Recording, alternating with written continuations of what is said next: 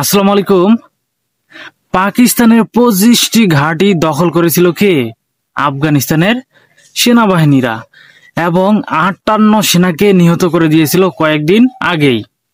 তাহলে কি আবার শুরু হয়ে গেল নতুন আরেক লড়াই?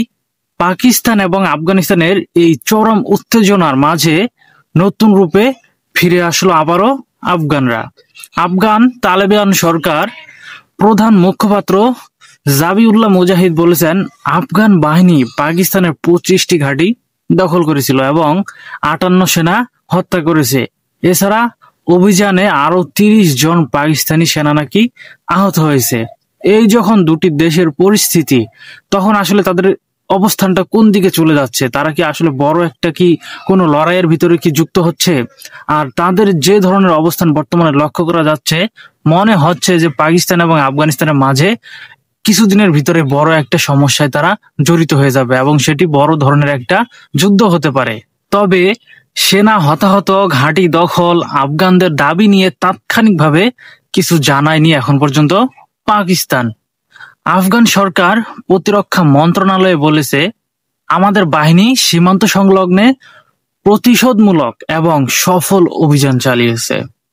যদি বিরোধী পক্ষ আবারও আফগানিস্তানের আঞ্চলিক অখণ্ডতা লঙ্ঘন করে, তাহলে আমাদের সশস্ত্র বাহিনী দেশের সীমান্ত রক্ষার জন্য সম্পূর্ণ প্রস্তুত এবং কঠোর জবাব দিতেও নাকি তারা প্রস্তুত।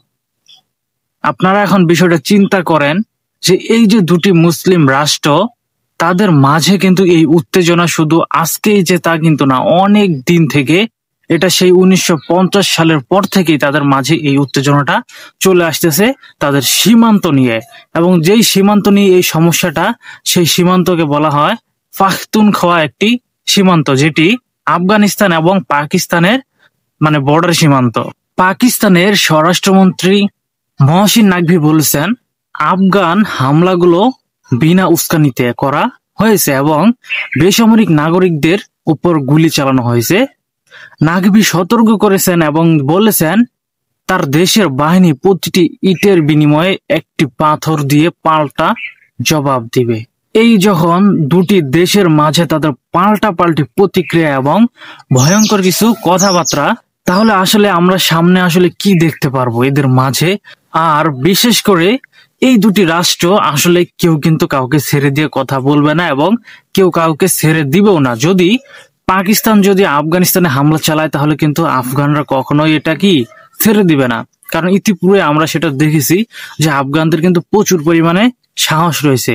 এবং অপরদিকে যদি আপনি পাকিস্তানের দিকে তাকান, পাকিস্তানও কিন্তু সেম তাদের মতোই, যে পাকিস্তানও যদি হামলা করা হয়, পাকিস্তানও কিন্তু ছেড়ে দিবে না। দুটি রাষ্ট্রই যেহেতু একরকম, তবে এই যে তাদের ভিতরের আক্ষেপ এবং তাদের ভিতরে উত্তেজনা, তারা কি আসলে কোনো একটা বড় ধরনের কি যুদ্ধে লিপ্ত হয়ে যাবে? তবে ধারণা করা হচ্ছে যে তাদের মাঝে একটা বড় কোনো কিছু লক্ষ্য করা যাবে এবং এটি অনেক বড় থেকে বড় আকার ধারণ করবে।